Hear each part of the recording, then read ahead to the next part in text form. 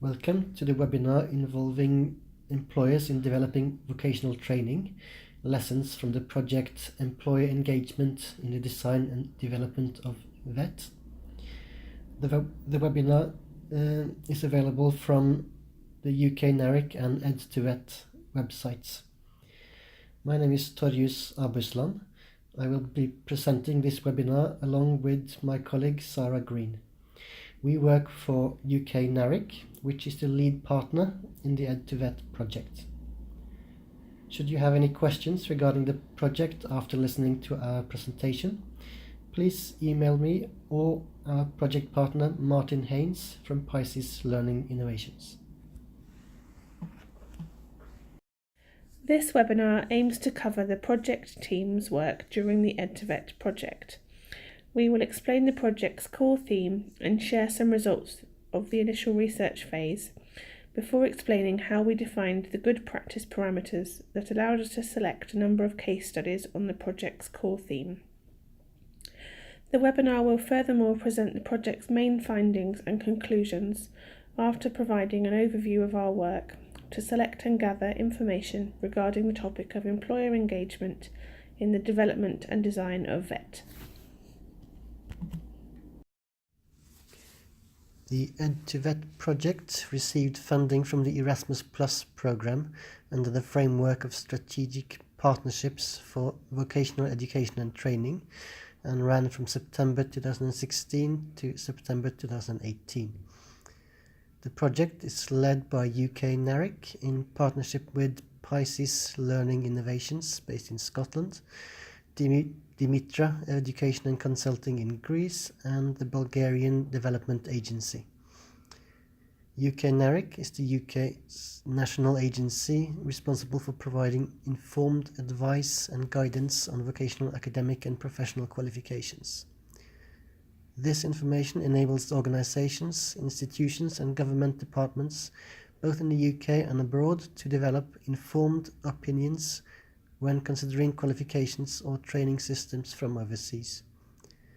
UK NARIC plays a key role in research, consultancy and training in the international education and qualification standards arena, and also provide agency functions for Europass, the CPQ for professional qualifications, the ED2VET NCP for England, and Refernet.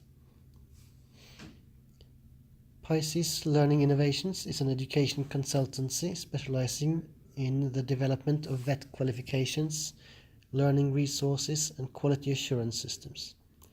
The company is undertaking general VET and higher education consultancy work and plays an active role within the ED2VET team.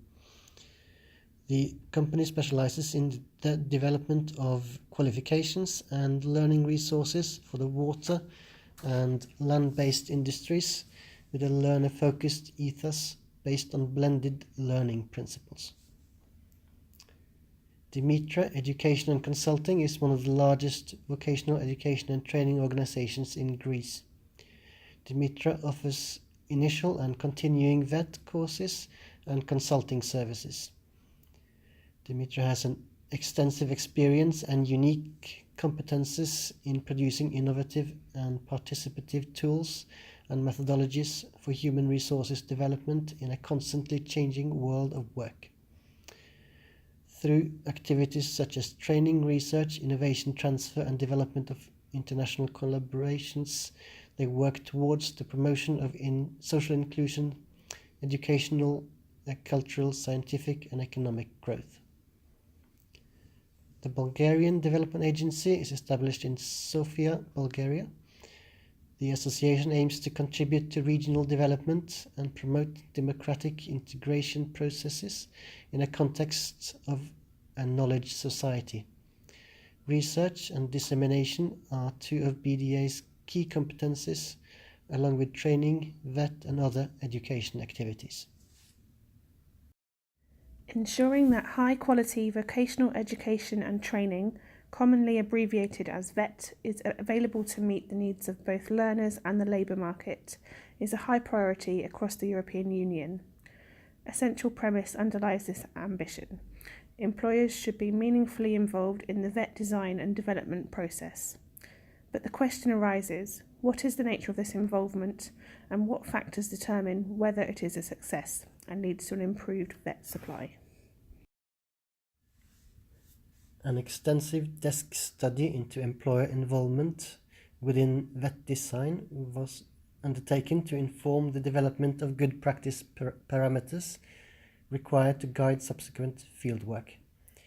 In general, the published literature focusing specifically on the project's core theme, employer involvement in vet development, was limited. However, some published information was found and included useful chapters, passages, or specific references that were informative and of some value. The desk study confirmed that as a diversity of approaches to vet development exists within Europe, good practice is relative. It was accepted at the outset that what works in one country, sector, or size of organization may not work in another. Culture, the legislature, and the state of development of each national vet system can all have a bearing on what is and isn't possible. Good practice identified within a specified country, vet environment, and set of circumstances cannot be assumed to be transferable, especially when the conditions essential to employ involvement in vet development may not exist, or there may be inhibitors. Although a wide range of opinions and attitudes towards employer involvement within vet development were revealed by the desk study, commonly upheld good practice parameters eventually crystallized. There is an overwhelming consensus that vet development should be employer-led to ensure it remains fit for purpose. There are many ways that this can be achieved, but a high dependency on the relationship that employers have with the vet sector and providers, and the effectiveness of employer representation at local, regional, national, and international levels appeared to be the key factors according to the published literature and anecdotal evidence. A distinction was made between employers and industry early in the project, with employers interested in developing the skills of their individual employees, whereas industry, through their employer representatives, is more concerned with workforce development within the sector. Therefore, the terms employers and industry have not been used as if they are interchangeable. In addition, as an anecdotal aside, the project team were alerted to the danger of the industry representative process being hijacked by large companies' interests to the detriment of SMEs. This was confirmed as a problem at times in the published literature. Industry's opinions regarding the role of vet vary greatly, as exemplified by the UK, where a growing vet focus at national level on generic, transferable and soft skills has been cited by some as a concern. This has provided the motivation for many local and regional vet development initiatives and has been a contributory cause of abandonment of national qualifications by some countries in the UK, allegedly. It is seen by some as an important motivator behind the UK government's recent Apprenticeship Trailblazer initiative. For local and regional vet initiatives, technical specifics are commonly the chosen focus, moving beyond the generic and transferable competencies seen as superfluous by some employers. However, by contrast, some previous UK employer surveys have cited general and transferable competencies as being of the utmost importance. The point is made that so-called employer-led vet provision, specific and localised, can operate independently of the official national vet structures and industry representatives. This commonly occurs in the UK, despite a mature and competent vet development infrastructure and system, and the phenomena appears widespread within the EU, according to the anecdotal evidence of the ED2VET partners. Some refer to the employer-led concept as a misnomer, as collaborative partnerships between vet providers and employers are the norm. They are the most fruitful and responsive when vet providers are listened to and respected. They provide the opportunity for the development of positive working relationships between vet practitioners and employers, enabling staff turnover and the loss of key advocates by either party to be withstood, without destabilising the partnership. It is recognised that formal service agreements are generally advisable, bolstering continuity between a vet provider and employer, and may also help to strengthen senior management buy-in, which is sometimes said to be lacking. There is some debate as to the relative merits of bottom-up and top-down vet adoption by a company. Conversely, some employers believe vet providers should be dealing with vet as opposed to them. This is exemplified in the UK, where constant change and the growing complexity of a plethora of national qualifications since the 1990s is a commonly referred to reason for this disaffection. However, even the most reticent employers, once pressed, usually admit that they must have some level of involvement for a relevant and high-quality vet provision to be possible. Regardless of the national regulatory environment and infrastructure governing vet, the quality of the partnership between vet providers and employers and the effectiveness of employer representation are referred to most frequently as the factors determining whether vet provision is fit for purpose. Therefore, a close examination as to how the most positive and productive vet provider and employer partnerships have been formed and nurtured was accepted as a central strand of the fieldwork and selection of case studies. In addition, the ED2VET project team recognised that those partnerships that have triumphed over significant deficiencies in their vet system or regulatory environment may be of the greatest value to some other member states, industry sectors and employers within Europe looking for practical vet solutions within an imperfect vet regulatory environment. Bearing in mind the irregular vet landscape across Europe and other national variables, such as the legislature and company learning cultures, the approach to be taken towards good practice classification was given considerable thought by the partnership. Some factors, although important, were recognized as somewhat nebulous, such as the quality of the working relationship between the vet provider and employer. This was identified as one of the major determinants of success, but can be difficult to define systematically. To avoid undervaluing the real influence of nebulous factors and derailing the search for good practice, the identification of success factors was agreed to be a more appropriate philosophy underpinning the fieldwork than a restrictive system focus. This would avoid the risk of a tidy shop window resulting from smart and comprehensive vet systems at national level, obscuring a less than healthy vet culture and reality of the coalface. The multiple levels of which industry can engage with vet, none of which are mutually exclusive, provided another complication that the project team became aware of, as illustrated by the following fictional scenario. A small company seeks the assistance of a local vet provider to design vet to meet their immediate needs. A group of employers in the same sector cooperate with a vet provider consortium to develop consistent vet provision, as operatives need the same competences when they move between employers. Representatives of the sector work with the vet regulators to develop national occupational standards and qualifications. Underlying this summary, the reality may be anything from dysfunctional, with next to no communication between the various vested interests, to representing a very healthy and diverse picture, with consistency and full cooperation between large companies and SMEs, well orchestrated by the agencies representing them. The devil is in the detail, and the role of the ED2VET fieldwork was to delve beneath any superficial descriptions to reveal the real strengths and weaknesses.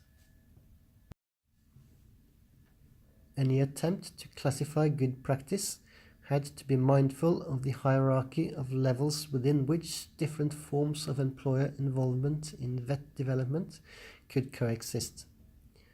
Aware of the potential influence of a variable European vet landscape, a comparative matrix of vet systems and regulations was devised for those countries within the ED2VET study with reference to previous set-up surveys. This guidance helped the evaluation of potential good practice examples.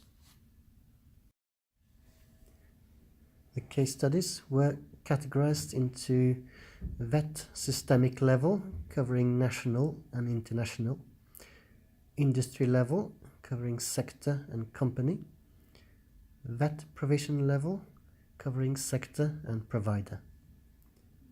A case study may reveal good practices at one or more than one level. It was recognized that whenever good practice was discovered at national vet systemic level, every attempt should be made to source potential sector-specific case studies to verify that the vet system was functional and operating effectively, as described.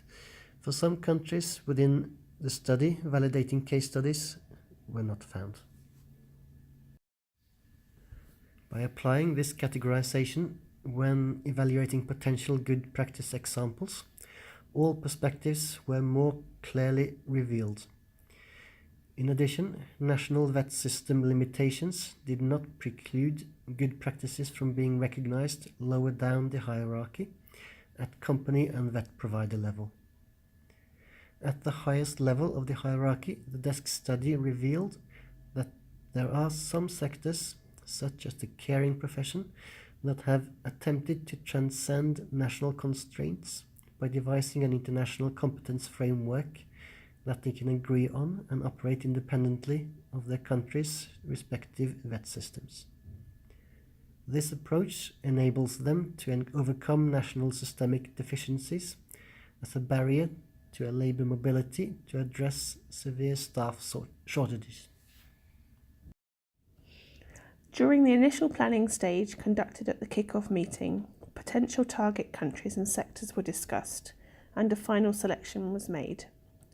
The overall aim was to ensure that a range of countries with differing vet regulatory environments were selected, ranging from those that were mature and functional to others that were still developing or had significant systemic issues to address. This was to ensure that the good practice examples were relevant and transferable to a wider spectrum of EU countries and vet environments during dissemination. In addition, a range of sectors within the economy were selected to provide a diversity and a range of employers with differing learning cultures within their organisations. This included the service sector, tourism and human health, engineering and manufacturing, land-based industries and construction. This allowed some industry sectors to be investigated from several perspectives in more than one country. An excerpt of the final selection for the fieldwork is summarised in this table. The full list of sectors and countries can be found in the evaluative report posted on the ED2VET website. By following a common process, the information gathered and reports generated were subject to peer review to ensure consistency in the identification and categorization of good practices within each potential case study. Although the availability of relevant published information was limited, extensive research online included catalogued set-up research reports and previous studies, which formed the basis of the initial desk study. Each source of information was thoroughly evaluated and its relevance to the ED2VET mission graded using a color-coding system. Comments made by the reviewer, and in some cases more specific references, were documented and shared to guide partners to the most relevant reference sources. A well-proven system was adopted for the stakeholder analysis, which allowed influential stakeholders likely to be interested in ED2VET to be identified and a strategy for engaging them devised. The system also allowed any who may seek to block the project for any reason to be identified and managed from the outset. Each partner country, the UK, Greece and Bulgaria, conducted the stakeholder analysis and submitted results to the lead partner. The questions for the initial screening were derived from a good practice parameters scoring matrix by selecting key topics to reveal potential good practice. Informed by each stakeholder analysis, short questionnaires were sent to selected stakeholders who had some involvement in VET and a knowledge of the core theme, employer involvement in VET design and development. In some cases, the questionnaire was completed and returned by email, and for others, a verbal discussion ensued from the outset, guided by the questionnaire. The results of this stage of initial screening determined whether there was a potential case study worthy of full investigation using the good practice parameters scoring matrix and in-depth interview. A copy of the questionnaire used is available as an appendix within the ED2VET final report that can be accessed from the NARIC website. A good practice parameters scoring matrix was devised to support the in-depth interview stage and ensure a consistent approach to interviews. This was particularly important at the evaluation stage when good practices had to be selected, justified and classified. In some cases, good practice examples were also subject to visits by the project team as a part of a study week undertaken in each of the 3 partner countries. This allowed each partner to ask questions, broadening and adding rigor to the investigative process. Within the process, the industry sector subject to review was explored and defined, as well as the maturity of the VET regulatory environment. The descriptions of the maturity of the VET sector illustrate how well regulated and quality assured the national VET system is, and any known issues are identified. SEDEFOP reports and any other official studies on EU member state progress within VET development were used in the first instance to provide a snapshot of the VET regulatory environment in each country, tempered by the partners' knowledge and experience of their own systems. The good practice parameters scoring matrix was not used as a tablet of stone, but a guide open to modification when significant parameters not initially recognised were discovered during the fieldwork, or changes to the emphasis within those parameters initially proposed were needed. The good practice parameters scoring matrix is available as an appendix within the ED2VET report on the NARIC website. The good practice parameters within the matrix have been placed within one of the following 4 sections, which represent recurring themes within the published literature and experience of the partners. Quality of the relationship or trust between the VET sector, public and private, industry representatives and employers. Effectiveness of employer and employee representation within occupational standards development and VET design. Effectiveness of the application of occupational standards, skills, knowledge and attitudes to VET design. Responsiveness of the VET system to changes in labour market requirements, including occupational standards. The good practices revealed and validated by the ED2VET partnership through the examination of proposed potential good practices have been grouped under 4 categories according to the main actor within each example.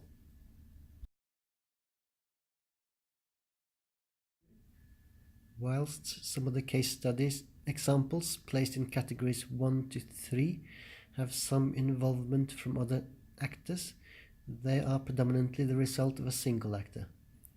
Whereas the fourth category, good practices involving multiple actors, include contributions that cannot be largely attributed to a single actor and are more evenly shared.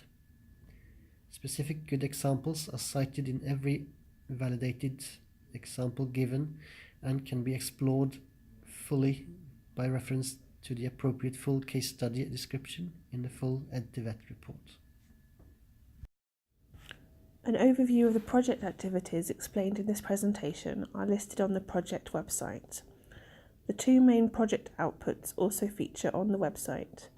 The first, an online portfolio of good practices, including case studies from across Europe, and the second, an evaluative report on employer involvement in vet design and development. The case studies are displayed on one search page and may be narrowed down by selecting a country or the type of case studies.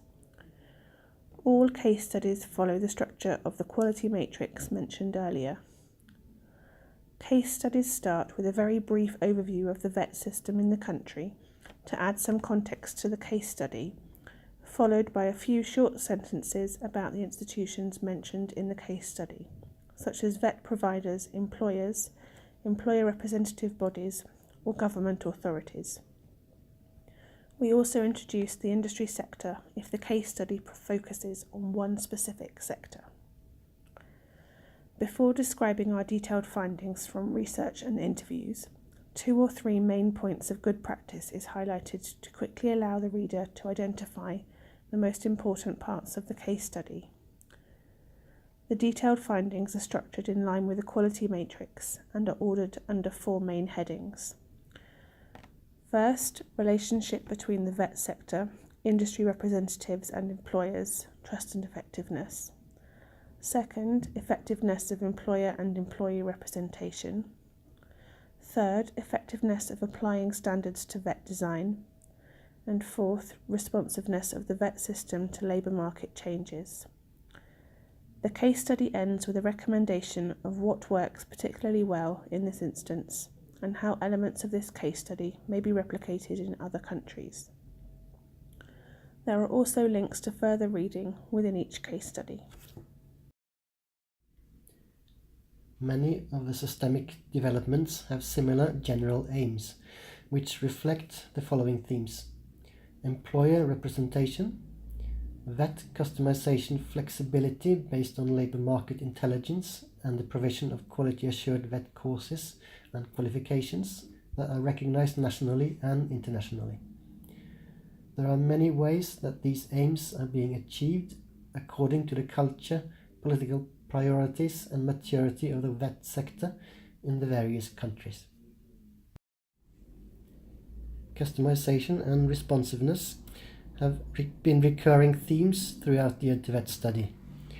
Many systems have strived to balance the need for national level standards and consistency between providers with the freedom to customize to satisfy labour market needs at local level. Most systems appear to reach a compromise to resolve these diametrically opposed objectives. Some policies are overarching in nature, as exemplified by the vet provision in Slovenia, which ensures national occupational standards are developed whilst allowing providers the freedom to control and customize 20% of the curriculum to meet local needs. Other systemic initiatives encountered are more focused on their intent, such as the development of VET for targeted key economic sectors by the business campuses in France, and the provision of internationally recognized qualifications in Greece for painters to help the unemployed find work at home or abroad. There are also examples of the introduction of policy initiatives to address recognized national deficiencies within the VET regulatory system. Some of these initiatives are homegrown, such as the LAEK in Greece. introduced to encourage employers and vet providers to work closely together to devise suitable vet programs whilst the national vet system completes a reform. Similarly, despite having a mature vet sector, the Trailblazer initiative in the UK was introduced to overcome alleged shortcomings regarding the responsiveness of the vet system to specific company needs. Others involve the transfer of proven good practice, most notably the piloting of the German dual system within the Bulgarian national domino project. Whilst collaborative partnerships within conducive regulatory environments tend to be the foundation of most good practice, there are some case studies where the industry and/or employers are particularly proactive. The construction industry in the UK offers the most striking example. Workforce development, including the development and updating of occupational standards and quality assuring provision, is orchestrated very effectively by the industry representative body, the CITB, with the full support of the construction industry, including both the large and smaller companies. The CITB mediate within communication between their members and the vet sector to ensure that industry training needs and ambitions can be realised by vet providers. They are the most proactive at all stages of the vet development and quality assurance process. Proactive vet providers are often the best placed to engage employers in the vet development process, particularly in the absence of effective employer representation and/or inertia within the national system. The SMEs are most at risk of being left out of any vet design process, as they lack the resources of the larger companies to attend meetings and contribute. In Greece, Dimitra, an award-winning vet provider, has overcome this problem in the Greek hospitality sector. They led development of vet for chefs and cooks, an initiative that targets small companies, leading to the development of up-to-date specialist training for their employees' need. This initiative was necessary to overcome current vet systemic issues, causing long delays within national qualification updating. The private college for tourism, Blagoevgrad in Bulgaria, provide an alternative example of a vet delivery improvement of benefit to SMEs. They ensured that learners' work placements are quality assured and relevant monitoring provided to gain the skills that the sector needs, thereby overcoming deficiencies in the current Bulgarian national vet system. Also in Bulgaria, the Professional School for Mechanics and Electricians, PGME, has strengthened the quality of workplace learning and relevance of practical training to meet the needs of large companies in the mechanical and electrical engineering fields. The premise that employer-led vet may be a misnomer, and collaborative partnerships where vet providers also initiate all or some activities or provide the best examples of employer involvement in vet design, has been largely substantiated by the ED2VET project. The case studies provide many illustrative examples of mature, high-trust relationships between employers and vet providers. This includes the involvement of vet providers working closely with their employers in the development of occupational standards and qualifications, ensuring that employers' current skills needs are reflected in qualifications, and providers have the resources required to deliver them. In the UK, large land-based machinery manufacturers and selected leading vet providers collaborate very effectively to develop and update national qualifications, digital learning platforms, and provide access to up-to-date equipment for training purposes. Similarly, the Forth Valley College in Scotland have mechanisms that ensure they can respond immediately to curriculum changes urgently required. They also operate transparent and inclusive quality assurance and learner monitoring systems and refer employers to partners to ensure they can access the most appropriate facilities and training. Devising assessment strategy is an integral part of the vet design process, and some VET programmes involve employers in the assessment process and/or the quality assurance of assessment. This is a most valuable aspect of any partnership, as it allows the employer to reassure themselves that learners are achieving the standards they have developed or approved, either within the occupational standards that underpin qualifications or the qualifications themselves. In Norway, employers are involved in setting the national theory exam and join assessor teams during the final on-farm practical exam that determines the outcome of the apprenticeship. A similar level of cooperation in assessment has been developed in Finland by SEDU within their forestry VET, where they operate a tripartite practical skills assessment, whereby the learner, tutor and employer are involved in judging performance. An opinion discovered during the desk study that employer-led VET is often a misnomer, and success more often relies on effective partnerships and collaboration between employers and the VET sector, has been resoundingly substantiated. This is most clearly exemplified by a Greek VET sector-led initiative which engaged employer and a qualification awarding body to help them define their current VET needs, which the VET provider then responded to through well-designed program delivery. In summary, it is evident that there are good practice examples of employers contributing to VET design in many EU countries. A minority can be attributed to industry and/or employer initiation, whilst other are the result of national systemic initiatives and/or VET sector proactivity or partnership working to create the initial momentum and a conducive environment within which employer involvement can thrive. In all cases, good practices depend on employer perceptions that the benefits accrued justify their individual and collective efforts. Whichever actors have taken the initiative, these benefits are impossible to sustain without their ongoing commitment. We hope you found this summary of the ED2VET project interesting, and we would like to hear your comments and questions to the topic presented in this webinar.